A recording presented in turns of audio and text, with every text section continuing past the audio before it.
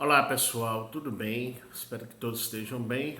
No podcast de hoje sobre o fenômeno UFO, eu gostaria de apresentar para vocês o seguinte título: Dirigíveis, Foo Fighters e Foguetes Fantasmas. Na noite de 19 de abril de 1897, dois moradores da cidade de Beaumont, Texas, J.B. Ligon, agente local da cervejaria Magnolia, e seu filho Charles observaram luzes se movendo em volta do pasto de seu vizinho, a alguns metros de sua casa, e foram investigar.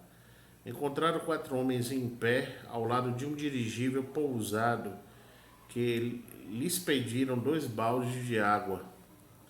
Os Ligon providenciaram a água e conversaram com um dos homens, que se apresentou como Wilson. O dirigível era um de quatro, disse Wilson, com hélices e asas, movido a eletricidade.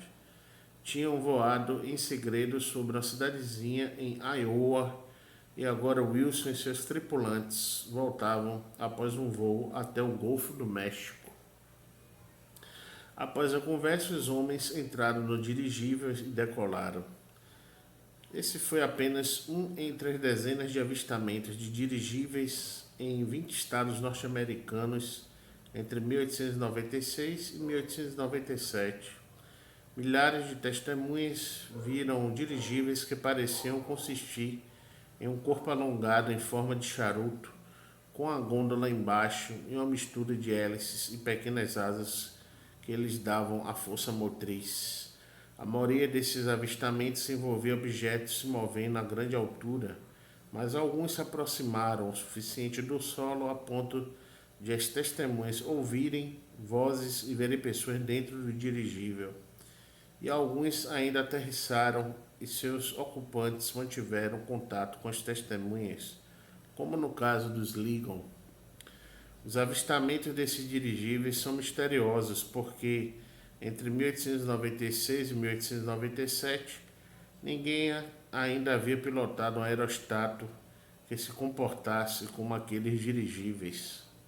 O melhor dirigível naquela época, construído por Charles Renard e A.C. Krebs na França e testado em Paris em 1884, voava a velocidade de 20,92 km por hora, mas não podia carregar mais que seu piloto e tinha um alcance máximo pouco mais de 1,61 km.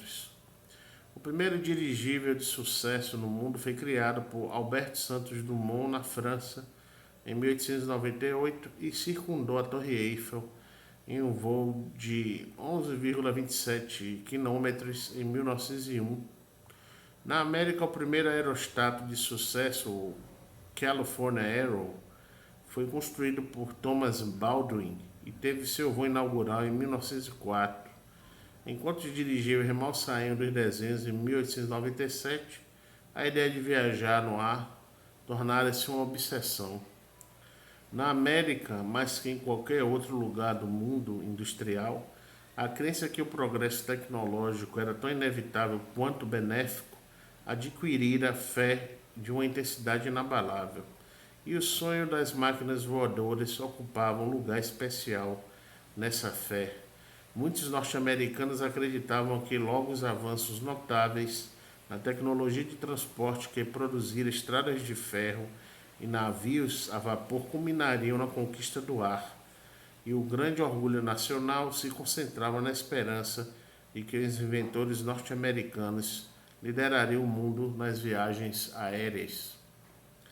Os avistamentos de dirigíveis em 1896 e 1897 se alimentavam das esperanças e expectativas de todo o país, ao mesmo tempo em que alimentavam as próprias esperanças.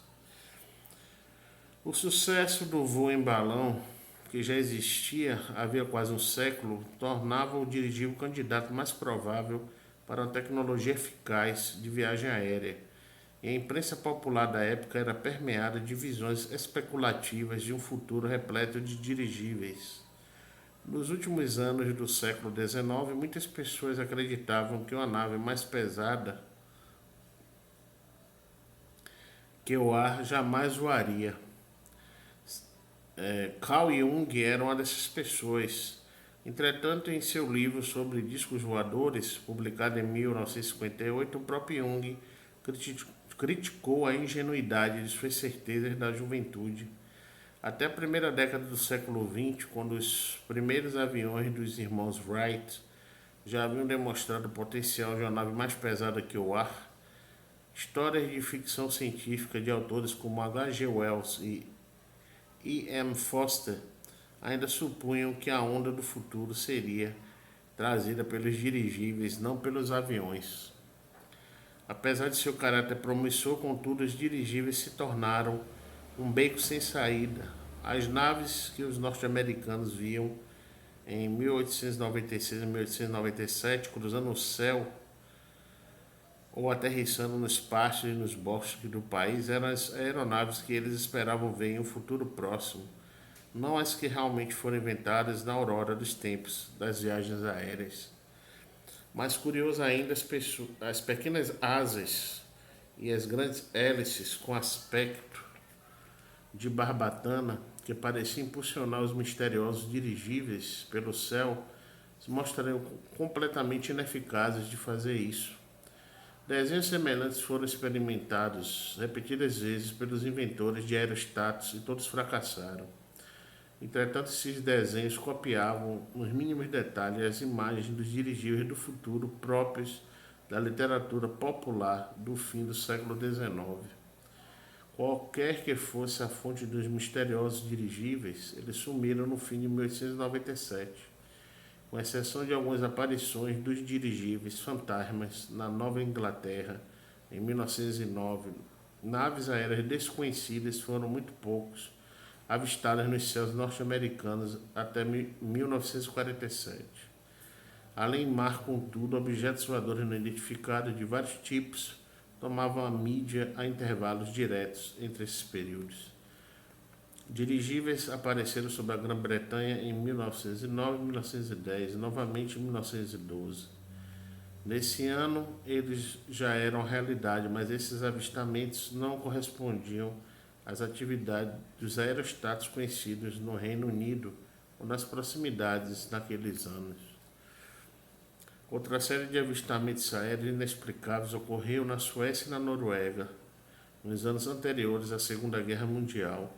No fim da década de 1930, centenas de testemunhas viram aeronaves cinzentas sem marcas conhecidas no espaço aéreo escandinavo.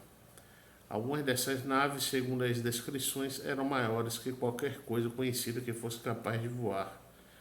Uma tinha 8 hélices e efetuava manobras arriscadas, como, por exemplo, desligar os motores e deslizar a espiral descendente durante nevascas. As forças aéreas da Suécia e da Noruega tentaram encontrar evidências sólidas da existência desses objetos, mas não conseguiram. No decorrer da guerra, esses avistamentos cessaram, mas o fim das hostilidades trouxe de volta os fantasmas aéreos. Dessa vez, as testemunhas viam foguetes fantasmas, naves voadoras cilíndricas sem asas, movendo-se em altas velocidades. Mais de 2.000 avistamentos desses objetos foram relatados em 1946. Na época, a especulação girava em torno da possibilidade de os russos estarem testando foguetes alemães V-2 capturados. Mas nenhuma evidência foi encontrada para corroborar essa ideia, mesmo quando os arquivos militares russos foram abertos após a queda da União Soviética. Entre essas duas ondas escandinavas, outra série de fenômenos aéreos enigmáticos levou cientistas, pilotos e oficiais militares a arrancar os cabelos no mundo todo. Os Foo Fighters, bolas de luz que brincavam de pega-pega com os aviões, eram vistos em todos os cenários da Segunda Guerra Mundial e pelos dois lados do conflito. Eram bolas coloridas de luz com cerca de 30 centímetros ou mais de diâmetro que surgiam de repente seguindo os aviões por até 40 minutos.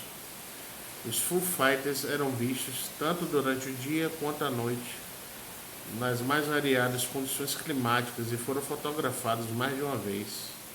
foram avistados pela primeira vez em 1940, mas nos anos seguintes, vários pilotos em guerra de ambos os lados os viram. Esses objetos permaneceram ativos até o fim da guerra, quando retornaram para onde quer que os fantasmas aéreos se vão após seu trabalho.